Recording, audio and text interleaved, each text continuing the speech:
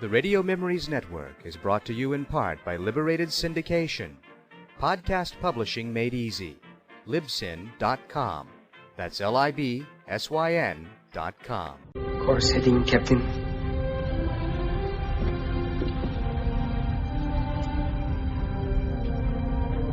Second star to the right. And straight on till morning. Space Heroes takes us on adventures of Earth-based space policemen who patrolled and explored the worlds of the solar system in the not-too-distant future.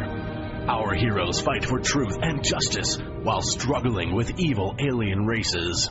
Join us as we continue the journey of those early space heroes who inspired us to dream and use our imaginations. Now to this week's Space Heroes journey into the vast unknown realm of space. In the year 1987, at the John F. Kennedy Space Center, NASA launched the last of America's deep space probes. The payload perched on the nose cone of the massive rocket was a one-man exploration vessel, Ranger 3. Aboard this compact starship, a lone astronaut, Captain William Buck Rogers, was to experience cosmic forces beyond all comprehension.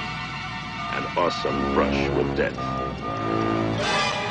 In the wink of an eye, his life support systems were frozen by temperatures beyond imagination. Ranger 3 was blown out of its planned trajectory into an orbit 1,000 times more vast. An orbit which was to return the ship full circle to its point of origin, its Mother Earth, not in 5 months, but in 500 years.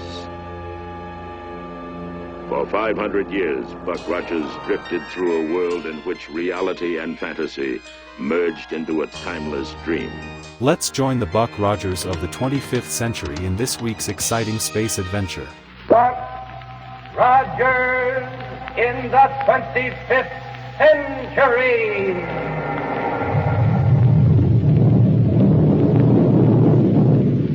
And the shower of silver dollars from Popsicle Pete's Money Box.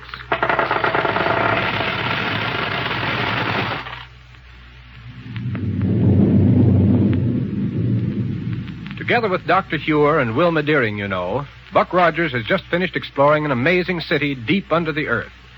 Exploration made possible by Dr. Hewer's invention of a mechanical mole, a huge machine capable of burrowing its way through the ground. As we pick up our story now, we find them aboard the mechanical mole as it slowly but surely works its way back up toward the surface. Here we go, 500 years into the future.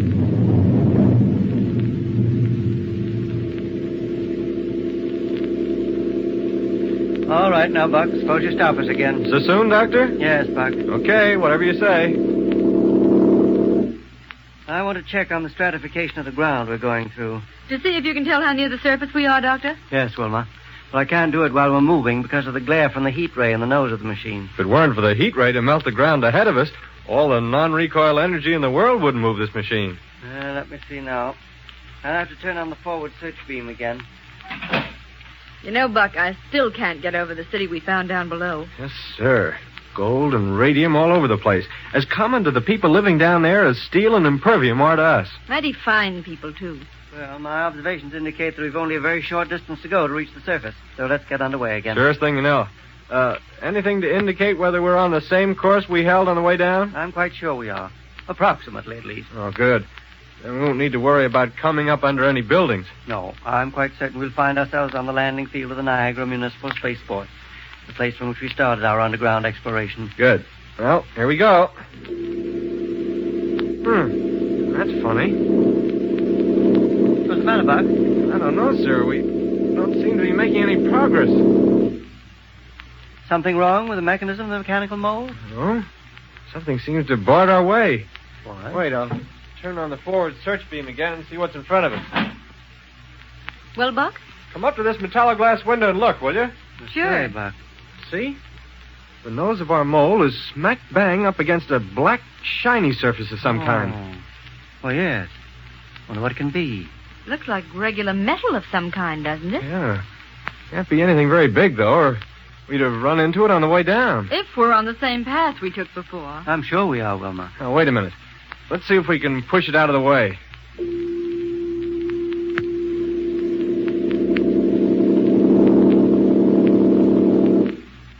Doggone it, we didn't budge.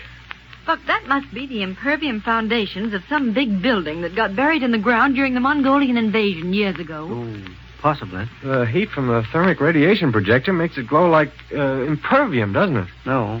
There's a greenish tint in that glowing metal that impervium doesn't have. Yeah. I wonder how we're going to get around it, whatever it is. You sure we can't push it out of the way? I had full power on that last time. We didn't move an inch. All right, then. The only thing to do is to radio to the surface for help. The only question is what sort of help? I know what we'd do. What? But we're not far from the surface, and we have a couple of atomic disintegrators. One disintegrator. We gave the other to Gareth in the city of Ore. Okay, one's enough.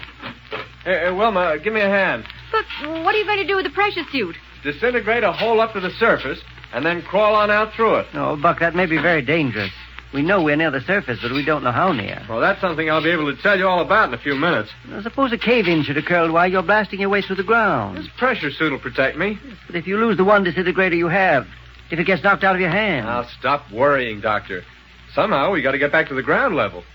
We know from past experience that there's no use trying to move the mole against an obstacle like that out there, so... All right, but be very careful every step of the way. Sure. What I'll do is blast my way around that barrier, whatever it is, and then head as nearly straight upward as possible. The inertron lifting unit in this uniform will keep me floating up.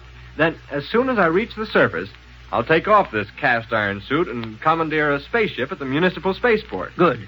If our calculations are correct, it wouldn't be far from where you emerge. And then what do you think you're going to do? Well, a lot will depend on how deep this mechanical mole is lying. If only a few hundred feet, I'll swing a spaceship up into the air high enough to aim down a long-range disintegrator and blast away a big hole. Then we can float the mole up to the surface with the gravity rays. Well, you better wait until you get up there. We'll be in touch with you by radio all along, and that'll be the time to decide what should be done. Right, sir. Buck, I'm not going to let you go. Huh? It's too dangerous. Oh, now listen, Wilma. There's no telling what you may run into between here and the surface. Nothing more serious than a few straight of water sand, and this pressure uniform will protect me against any possible cave-in. Buck. We can't stay here underground forever. Here, now, help me get into this thing and fasten the helmet up.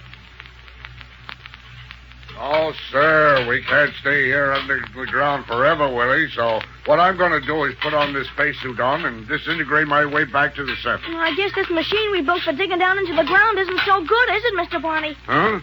What do you mean it ain't no good? Just on account of we got us sort of stuck against something down here? Well, I'll bet Dr. Ewer's machine is getting along all right. Yeah, and this here now one's going to be all right, too. Why, I bet it's twice as big as Dr. Ewer's. Well, that's just the trouble. It's so Here, big. here, help me get onto this space helmet. And I'll be all organized out to disintegrate a big hole back to the surface. No, sir, Mr. Barney. I'm not going to let you do it. Huh? What are you talking about? It's too dangerous. Dangerous? For me? Like Barney? Yes, sir. There's no telling what you may run into out in that ground out there. Ain't nothing to run into except maybe a couple of layers of sandy water or watery sand or something or two. What if the hole you disintegrate out should collapse all over you? I won't let it. I'll use this here disintegrator with a broad beam focus. Huh? I mean a broad beam focus. Oh, a broad beam focus. Well, ain't that what I said? A broad beam... Well, that's what I'm going to use anyhow. But what if you should run into some wild animals or something? Wild animals? Yes, sir. What? There ain't no such thing as wild animals. They're running around in no solid ground. You know that, Willie. Well... And if I do run into it, why, I'll just blast them all to pieces with this here now disintegrator. Won't stop to ask no questions either. I'll just let them have it. Bing. I'll shoot first and ask questions afterwards. Oh, all right. Only what about me? What if something should happen to you? Don't you worry, Willie. No matter what happens, I'll see that you got took care of all right. Look, isn't there some way for us to get this big machine turned around so we can run it back up again? No. What I'm going to do is the only thing we can do. I can't talk to you no more on account of I'm going to put on this helmet. So open up the big metal door for me so that I can go on out and start disintegrating. All right, Mr. Barney. Only I hope you're awful careful out there, because if anything was to happen to you, I don't know what I'd do. There's the door open for you. Go ahead. I guess you can't hear me, but goodbye. And be careful. Boy, that disintegrator sure cuts into the ground, doesn't it?